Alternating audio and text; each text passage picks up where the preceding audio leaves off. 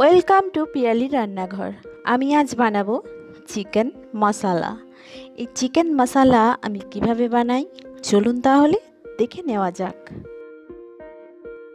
প্রথমে এখানে আমি চিকেন নিয়ে নিয়েছি 500 গ্রাম, ভালো করে ধুয়ে পরিষ্কার করে নিয়েছি। এবার এর মধ্যে দিয়ে দিলাম পরিমাণ মতো লবণ আর 1 চা চামচ পরিমাণে হলুদের গুঁড়ো, দিয়ে দিচ্ছি হাফ কাপ পরিমাণে টক দই, দিয়ে আমি সমস্ত কিছুকে ভালো করে হাতের সাহায্যে মেখে নিচ্ছি।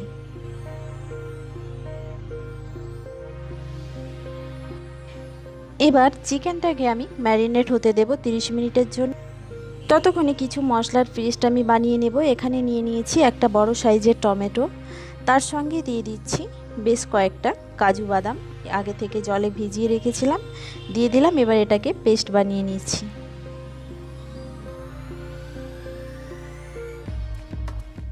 এবার এই পেস্টটাকে অন্য পাত্রে আমি ঢেলে নিলাম। এবার ওই মিক্সির মধ্যে আমি নিয়ে নিয়েছি 2 ইঞ্চির মতো একটা আদা কুচি কুচি করে নিয়েছি, নিয়ে নিচ্ছি এখানে 18-20টা মতো রসুনের কোয়া। এবার এগুলোকেও পেস্ট বানিয়ে নেব। সমস্ত কিছু পেস্ট বানানো হয়ে গেছে। এখন আমি কড়াই বসিয়ে দিয়েছি, কড়াই গরম করে এর মধ্যে দিয়ে দিলাম রিফাইন্ড অয়েল। এখানে আমি 2 টেবিল চামচ পরিমাণে অয়েল দিয়েছি। এবার এর মধ্যে দিয়ে দিলাম 3টে মিডিয়াম সাইজের কুচি করে কেটে রাখা পেঁয়াজ। পেঁয়াজটা ভাজা ভাজা হয়ে গেছে। এখন এর মধ্যে দিয়ে দিলাম 2 টেবিল চামচ পরিমাণে আদা রসুনের পেস্ট। এবার সমস্ত কিছুকে ভালো করে নাড়াচাড়া করে মিশিয়ে নিচ্ছি। এবার এর মধ্যে দিয়ে দিচ্ছি টমেটো আর কাজু বাদামের পেস্টটা,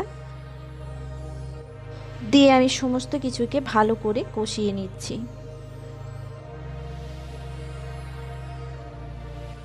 এখন এর মধ্যে দিয়ে দিচ্ছি কিছু গুঁড়ো মশলা, দিয়ে দিলাম 1 চা চামচ হলুদের গুঁড়ো, 1 চা চামচ ধনে গুঁড়ো, হাফ চা চামচ জিরে গুঁড়ো, দিয়ে দিচ্ছি 1 চা চামচ লাল লঙ্কার গুঁড়ো। এখানে আপনারা ঝালটা আপনাদের স্বাদ অনুযায়ী দেবেন। এবার সমস্ত কিছুকে আমি ভালো করে নাড়াচাড়া করে নিচ্ছি।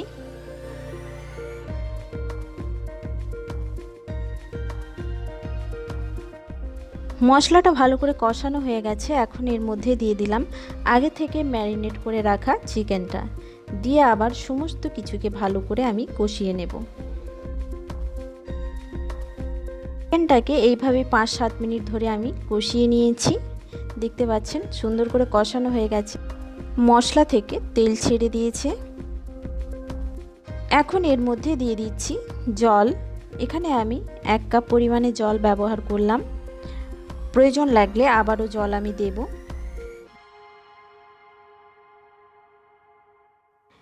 এখন এটাকে চাপা দিয়ে হতে দেব 20 মিনিট, তবে অবশ্যই মাঝে মাঝে নাড়াচাড়া করে নেব। 20 মিনিট পর ফিরে এলাম। এখানে দেখতে পাচ্ছেন চিকেন ভালো করে কিন্তু সেদ্ধ হয়ে গেছে। এখন আমি এর মধ্যে দিয়ে দিচ্ছি 1 চা চামচ গরম মশলার গুঁড়ো, দিয়ে ভালো করে এটাকে নাড়াচাড়া করে নিলাম। আর এর মধ্যে দিয়ে দিচ্ছি কাসুরি মেথি, হাফ চা চামচ মতো দিলাম।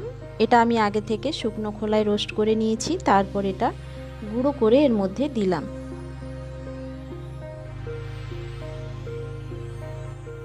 এখন এর মধ্যে আরও বেশ কিছুটা লাল লঙ্কার গুঁড়ো আমি অ্যাড করলাম, তবে অবশ্যই ঝালটা আপনারা আপনাদের স্বাদ অনুযায়ী দেবেন। এবার এটাকে 2 মিনিট মতো ফুটিয়ে নিয়ে নামিয়ে নেব। তৈরি হয়ে গেল মশালা চিকেন। রেসিপিটি যদি আপনাদের ভালো লেগে থাকে তাহলে চ্যানেলটিকে অবশ্যই সাবস্ক্রাইব করবেন, আর লাইক কমেন্ট শেয়ার করতে একদমই ভুলবেন না। আর পাশে থাকা বেল আইকনটিতে অবশ্যই প্রেস করবেন, তাহলে নতুন ভিডিও আপলোড হওয়ার সাথে সাথে